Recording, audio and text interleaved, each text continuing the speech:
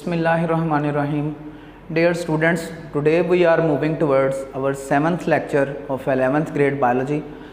आज dear students जो हमारे पास टॉपिक है वो वैक्सीनेशन और इम्यूनाइजेशन है.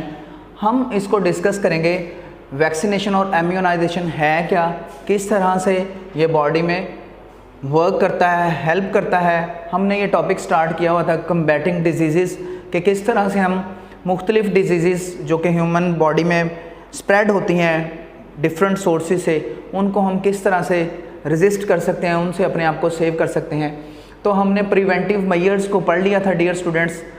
हमने उसमें देखा था कि प्रिवेंटिव मेजर्स में हम एहतियाती तदाबीर लेंगे कि कोई भी बीमारी जो डिज़ीज़ लग जाती है, लगने के बाद तो डेफिनेटली उसका इलाज ही होगा, उसका ट्रीटमेंट ही होगा, लेकिन लगने से पहले किस तरह से हम कौन से ऐसे प्रिवेंटिव मेजर्स हैं जिनको हम लेकर उससे अपने आप को बचा सकते हैं.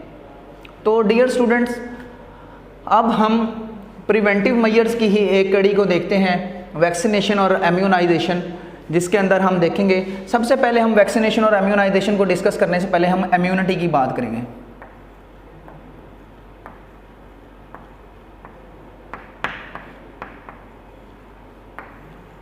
डियर स्टूडेंट्स, इम्यूनिटी एक ऐसा प्रोसेस है जिसके अंदर बॉडी क्या करेगी, बॉडी करेगी रेजिस्ट.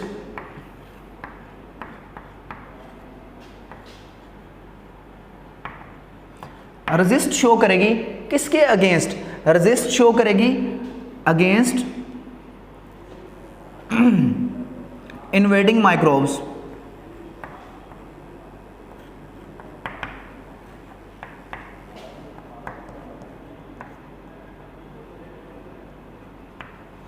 इन्वेडिंग माइक्रोब्स क्या हो सकते हैं, जो कि हम उनको एंटीजेंस का भी नाम दे सकते हैं.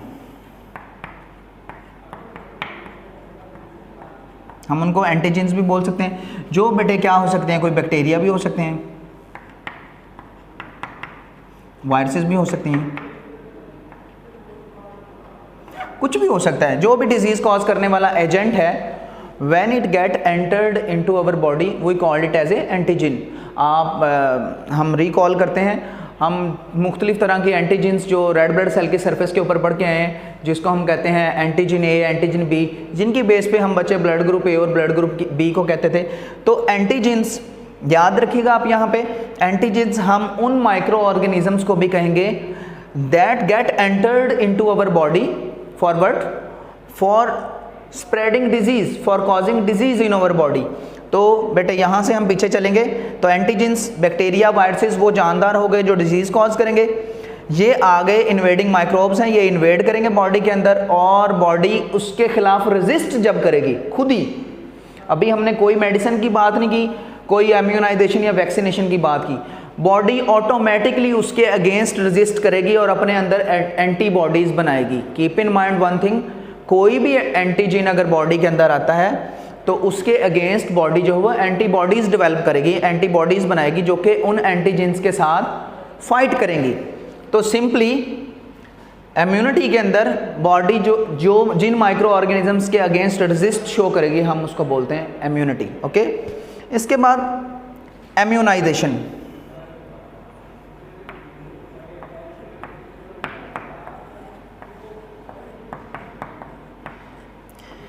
बेटे हमने इम्यूनिटी को पहले डिस्कस कर लिया, अब हम इम्यूनाइजेशन को देखेंगे. इम्यूनाइजेशन वो प्रोसेस है जिसके अंदर जिसमें हम बॉडी के अंदर आर्टिफिशियली इम्यूनिटी डेवलप कराएंगे. क्या है immunization? Is the process in which we prepare the body और immune the body against the micro particles, those are disease causing agents. तो इम्यूनाइजेशन में हमने सिंपली क्या देखा कि हम इनऑकुलेट करेंगे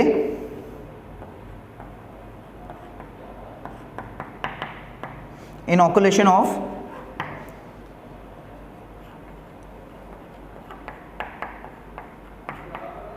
पर्टिकुलर एजेंट्स, जिससे क्या होगा, हमारी बॉडी इम्यून हो जाएगी किसी भी पर्टिकुलर ऑर्गेनिज्म के अगेंस्ट। डियर स्टूडेंट, अब हम बात करेंगे वैक्सीनेशन और इम्यूनाइजेशन का। वैक्सीनेशन का जो प्रोसेस है वो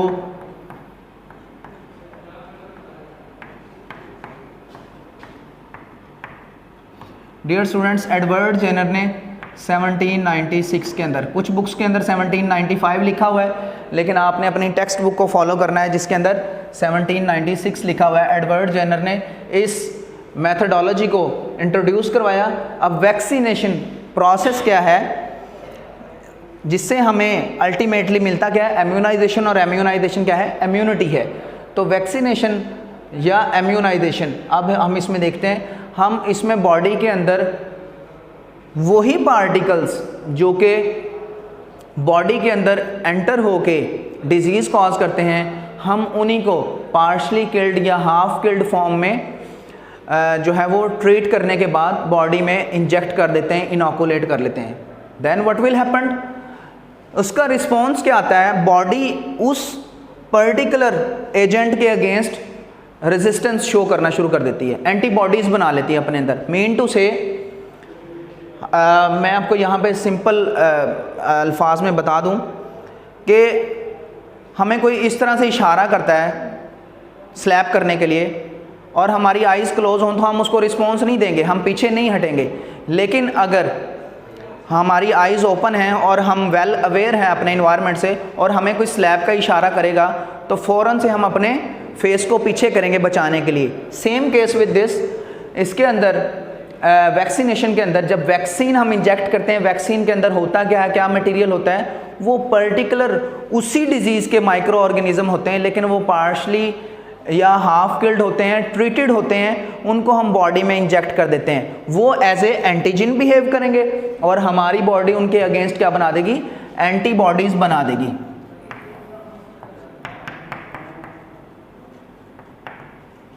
अब इन एंटीबॉडीज़ का हमें फ़ायदा क्या होगा, अब इन फ्यूचर अल्लाह ना करे इन रियलिटी अगर वही माइक्रो ऑर्गेनिजम्स प्योर और अलाइव फॉर्म में हमारी बॉडी के अंदर via food, via air, via any way they get entered into our body, तो हमारे पास ऑलरेडी उनकी एंटीबॉडीज़ प्रिपेयर्ड अवेलेबल हैं। ये क्या करेंगी, उन एंटीजेंस के ऊपर अटैक करेंगे और उनको किल कर देंगे। अब डियर स्टूडेंट आ जाती है वैक्सीन की बात, हम इसको किस किस तरह से बॉडी में इंजेक्ट कर सकते हैं, किस तरह से इसको इस्तेमाल कर सकते हैं। वैक्सीन को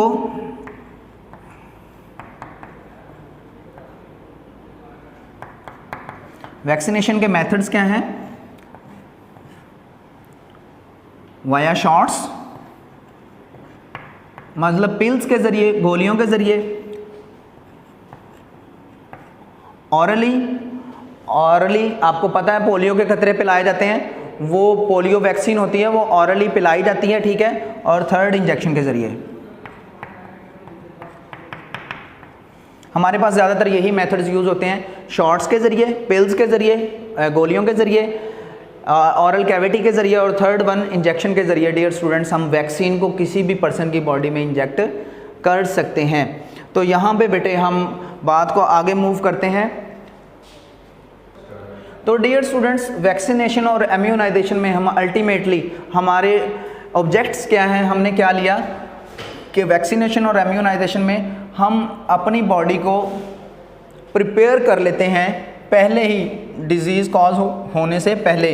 मीन टू से सिंपली हम ये कह सकते हैं कि फॉर एग्ज़ाम्पल अभी कोविड-19 जो वायरस है, इसकी हमारे पास अभी वैक्सीन अवेलेबल नहीं है, बट हम सब अल्लाह ताला से दुआगो हैं कि जल्दी ही इसकी वैक्सीन अवेलेबल हो। तो वैक्सीन का फ़ायदा क्या होगा, वैक्सीन वर्क किस तरह से करती है कि वैक्सीन, जब एक पर्सन को वैक्सीन इंजेक्ट कर दी जाएगी तो इन रियलिटी अल्लाह ना करे फ्यूचर में उसको अगर वो कोविड-19 वायरस उसकी बॉडी में आता है तो वो उसके अंदर जो है वो ये डिज़ीज़ कॉज नहीं कर सकेगा, उसको ये पर्टिकुलर जो फ्लू है वो नहीं हो सकेगा। तो डियर स्टूडेंट्स, हम बात कर रहे थे कम्बैटिंग डिजीज़ की, जिनमें हम डिफरेंट डिजीज़ को जो कम्पीट करने के लिए, उनको ओवरकम करने के लिए डिफरेंट मेथडोलॉजीज़ यूज़ कर रहे थे। हमने उसके अंदर जो है वो प्रिवेंटिव मेजर्स देखे, हमने उसके अंदर वैक्सीनेशन का प्रोसेस देखा। Now we are moving towards the drug treatment and gene therapy. First of all dear students, drug treatment, हम मेडिसिन के ज़रिए डिफरेंट डिजीज़ को जो है वो ट्रीट करेंगे। फर्स्ट वन यहाँ पे हमारे पास आता है एंटीबायोटिक्स। एंटीबायोटिक्स के लिए जर्नल हमारे पास जो वर्ड हम समझते हैं, जो अंडरस्टैंडिंग है कॉमन, जो पीपल की अंडरस्टैंडिंग है वो ये कि antibiotics are specially for use to kill bacteria. Okay, मैं लिख देता हूँ यहाँ पे किलिंग बैक्टीरिया।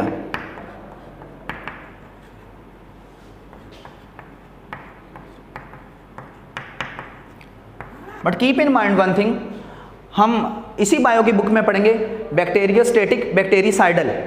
तो पर्टिकुलरली जो बैक्टीरिया को किल करने के लिए होती हैं वो बैक्टीरिसाइडल होती हैं, जो बैक्टीरिया को किल करती हैं, और बैक्टीरियोस्टैटिक वो मेडिसिन होती हैं जो बैक्टीरिया की ग्रोथ को या उसकी रिप्रोडक्शन को रोक देती हैं। तो एंटीबायोटिक्स नाम से जाहिर हो रहा है, एंटी अगेंस्ट बायो मीन कोई भी लिविंग माइक्रो ऑर्गेनिज्म, ज़रूरी नहीं कि वो बैक्टीरिया ही हो। तो यहाँ पे जर्नली जो हमारे पास यूज़ किया जाता है आम वर्ड जो एंटीबायोटिक्स, वो यही होता है कि वो बैक्टीरिया को किल करने के लिए होता है। हम किसी भी माइक्रो ऑर्गेनिज्म को किल करने के लिए एंटीबायोटिक्स का इस्तेमाल कर सकते हैं। तो dear students, antibiotics are the particular chemicals that prepared for the purpose of killing bacteria और अदर माइक्रो ऑर्गेनिजम्स। हमारे पास नेक्स्ट जो है वो मैथडोलॉजी है डिफरेंट डिजीज़ के लिए, उनको ओवरकम करने के लिए, जीन थेरेपी। जीन थेरेपी के अंदर डियर स्टूडेंट क्या होता है, हम जो बोन मैरो होता है,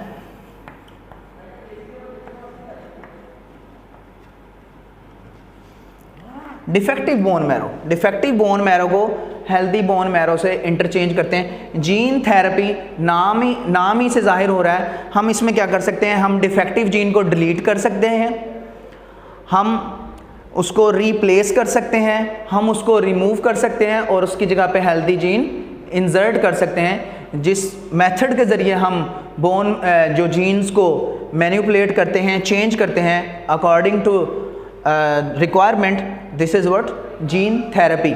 जीन्स को कह लेंगे थेरेपी, उसकी ट्रीटमेंट है। नेक्स्ट है रेडियोथेरेपी। 9th क्लास के अंदर डियर स्टूडेंट्स आप पढ़ के आए हैं कि डिफरेंट कैंसरस ट्यूमर, मैलिग्नेंट और बेनाइन ट्यूमर या स्किन के ऊपर होते हैं या बॉडी के अंदर होते हैं। तो हमने देखा स्ट्रोंशियम 90 है, कोबाल्ट 60 है, फॉस्फोरस 32 है, ये सारे के सारे रेडियो एक्टिव एलिमेंट्स हैं। अब रेडियो एक्टिव एलिमेंट्स क्या हैं डियर स्टूडेंट्स, इनके लिए हम यूज़ करते हैं रेडियोथेरेपी के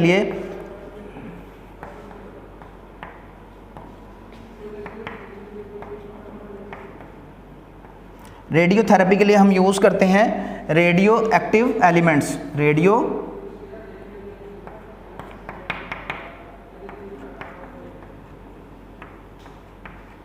radio active elements short wave radiations emit करते हैं, जिनको हम पर्टिकुलर एरिया पे जहाँ पे ट्यूमर होता है वहाँ पे फॉल करवाते हैं, वो वहाँ पे रेडिएशंस गिरती हैं। तो होता क्या है, जो वहाँ पे डैमेज्ड सेल्स होते हैं, जो डिजीज़ कॉजिंग सेल्स होते हैं, वो वहीं पे डिस्ट्रॉय हो जाते हैं।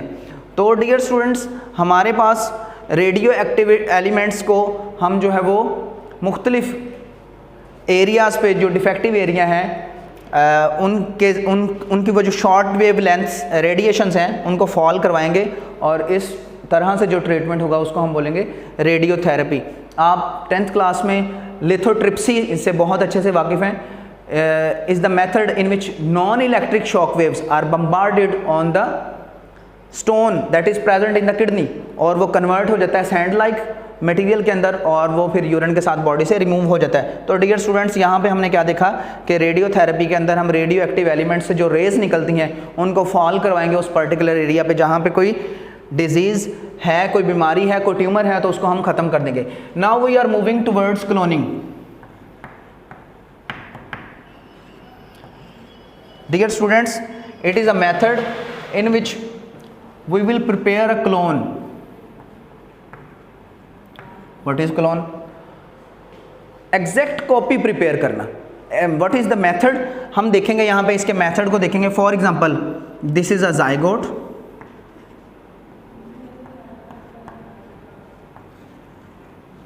ये डियर स्टूडेंट हम ले लेते हैं किसी भी जानदार का ये जाइगोट है। हमें पता है जाइगोट की definition, when egg and sperm combine together they will form zygote. अब जाइगोट के अंदर आपको पता है ये डिप्लॉयड है, ये 2n है डिप्लॉयड, ठीक है, जाइगोट क्या है, डिप्लॉयड है। अब हमने क्या करना है, we will remove its nucleus. हमने ये सेल और ये इसका न्यूक्लियस सेपरेट कर दिया, ओके। बाकी रिमाइंडर, अब हमारे पास जाइगोट में से हमने क्या किया, न्यूक्लियस रिमूव कर दिया, ये न्यूक्लियस आ गया हमारे पास और इसको अलग कर देना है। मेन थिंग ये है, अब हम इस जाइगोट के अंदर क्या करेंगे, हम एक डोनर सेल लेंगे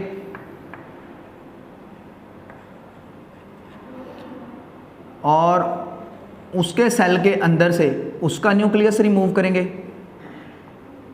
and we will insert it. मैं यही न्यूक्लियस यहाँ पे लाके इंसर्ट कर देता हूँ।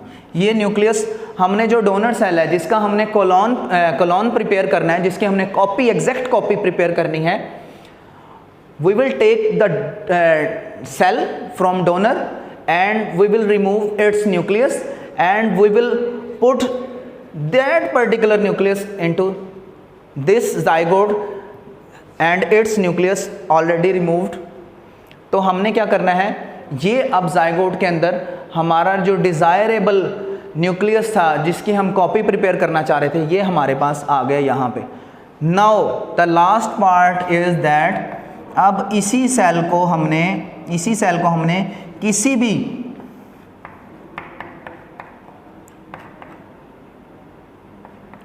सूटेबल यूट्रस के अंदर रख देना है। सूटेबल यूट्रस में रखने का मकसद यहाँ पर सूटेबल यूट्रस में रखने का मकसद क्या है कि अब ये अपनी डेवलपमेंटल स्टेजेस पूरी करे। किस तरह से, आपको पता है ये अब जाइगोट है हमारे पास, अब इसके अंदर डिविजन्स होंगी, एम्ब्रियोनिक डेवलपमेंट होगी, ये अपनी एम्ब्रियोनिक स्टेजेस पूरी करने के बाद फिटस में कन्वर्ट होगा और अल्टीमेटली जब इसकी बर्थ होगी it will just same as the donor cell जिसका हमने न्यूक्लियस लिया था, ये उसकी एग्जैक्ट कॉपी होगी। That is the process of cloning. Dear students, in last we will move towards the protection and conservation। Okay dear students, we are moving towards our last topic of this chapter, that is protection and conservation। First one, what is protection?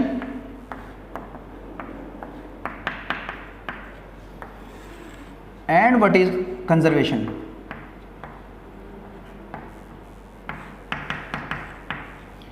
Protection, किसी भी जो living organism है उसको हमने different methodologies देखे, हम उसको disease से बचा रहे हैं, हम उसको प्रिवेंटिव मेजर्स ले रहे हैं, हम उसको मेडिसिन यूज़ कर रहे हैं उसके लिए, हम उसकी रेडियोथेरेपी करवा रहे हैं, जीन थेरेपी करवा रहे हैं, हम उसको हर पर्सपेक्टिव से सेव करने की कोशिश कर रहे हैं। तो हमारे पास लास्ट आ जाएगा हम फिज़िकली उसको किस तरह से सेव कर सकते हैं। फॉर एग्जांपल हम किसी भी पर्टिकुलर जानदार की बात कर लें, जैसा कि बहुत ज़्यादा जानदार जो आजकल एक्सटिंक्ट हो रहे हैं ओवर जो है वो किलिंग की वजह से या फिर जो है वो पर्टिकुलर डिजीज़ की वजह से ख़त्म हो रहे हैं, जिनके ऊपर काम नहीं किया जा रहा, पॉचिंग की वजह से कुछ ख़ास जानदारों को जो चुरा लिया जाता है, या जैसे बियर वगैरह है उनके कब्ज़ वगैरह को उनको डिफरेंट सर्कस वगैरह के अंदर इस्तेमाल कर लिया जाता है। तो ये सारे काम हमारे गवर्नमेंट लेवल पे या वर्ल्ड लेवल पे जो इनके कुछ रूल्स बने हुए हैं, जिसमें हम जानदारों को जो है वो जो जानदार एंडेंजर्ड हैं जो कि इन नियर फ्यूचर एक्सटिंक्ट हो जाएंगे,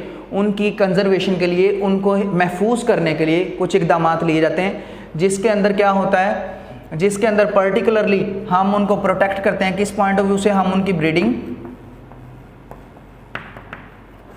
अगर वो किसी बीमारी की वजह से डिक्लाइन की तरफ जा रहे हैं तो हम उनकी ब्रीडिंग को इन्हांस करेंगे, उनको ऐसी कैप्टिविटी में रखेंगे कि उनके ब्रीडिंग, उनके कब्ज की प्रॉपर जो है वो लुक आफ्टर हो, ताकि उनकी तादाद जो है वो दोबारा से इन्वायरमेंट के अंदर रिस्टोर हो सके। तो ब्रीडिंग हम सिर्फ, और प्रोटेक्शन और कंजर्वेशन हम सिर्फ उन जानदारों की करेंगे कि जो कि एंडेंजर्ड हैं या रेड लाइन एंडेंजर्ड हैं। हम ऐसे किसी भी जानदार के ऊपर अपना जो है वो सरमाया या अपनी इन्वेस्टमेंट नहीं करेंगे जो कि ऑलरेडी बहुत ज़्यादा तादाद में अवेलेबल है। मसलन कोई एक पर्सन क्रो की कंजर्वेशन स्टार्ट कर दे, that is just totally wrong. Reason behind this, reason ये कि क्रो की जो क्वांटिटी है या तादाद जो है वो पूरी दुनिया में हर कॉर्नर में अवेलेबल है। तो हम ऐसे जानदारों को डेफिनेटली, क्रोज का हमारे इन्वायरमेंट क्लीनिंग में बहुत फ़ायदा है। ये स्केवेंजर के तौर पे भी एक्ट करते हैं। हमने देखा ये मुर्दा जानदारों के ऊपर से गोश्त उठा के खा लेते हैं, तो इस तरह से ये स्कैवेंजर के तौर पे भी एक्ट करते हैं। तो ऐसे जानदार जो कि तादाद में कम हो, हम उनके लिए सिर्फ जो है प्रोटेक्शन और कंजर्वेशन का। तो डियर स्टूडेंट्स, आखिर में हम बात करेंगे एयर पोल्यूशन की। मतलब कि सबसे ज़्यादा हमारे पास जो ऑर्गेनिज़म्स का लॉस हो रहा है वो उनके हैबिटेट लॉस की वजह से, उनके जो ओरिजिनल रहने की जगह थी उसमें प्रॉब्लम्स की वजह से। हम एयर पोल्यूशन की बात करेंगे। हमारे पास जो इस वक्त बहुत पोल्यूटेड एयर अवेलेबल है, जिसके अंदर बहुत सारे जो कंटेंट्स पार्टिकल्स इस तरह के अवेलेबल है, जिसमें जो जानदार हैं वो प्रॉपरली, जैसे हम ही देख लें हमारे respiratory disorders day by day increase हो रहे हैं। तो लास्ट में डियर स्टूडेंट्स हम बात करेंगे वाटर पोल्यूशन की। तो जितने भी एक्वेटिक फ्लोरा और फाना है,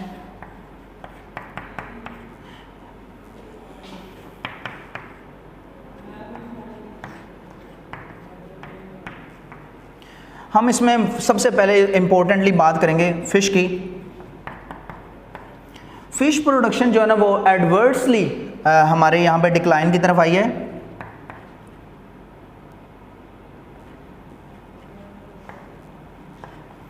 एडवर्सली डिक्लाइन की तरफ आई है फिश प्रोडक्शन।